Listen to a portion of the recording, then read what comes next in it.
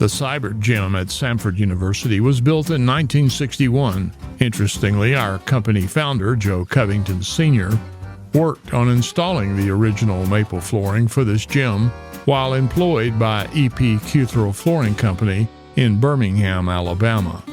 The old Seibert Gym lost its shine following construction of the Pete Hanna Arena, built in 2007, but continued to serve for intramural sports and Samford athletic programs. Now, 63 years later, the original floor has been transformed into a unique stairway in the new Samford Recreational Wellness and Athletics facility. The maple boards were used to create wooden seating and a stairway that leads from the main entrance to the second floor. In the photographs, you can see the original game lines and colors, complementing the unique architectural design of this building detail. This magnificent new addition opened in the fall of 2024 for student recreation and athletic use.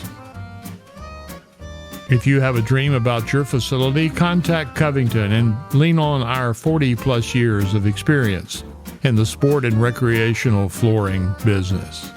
Remember, Covington is the choice of champions.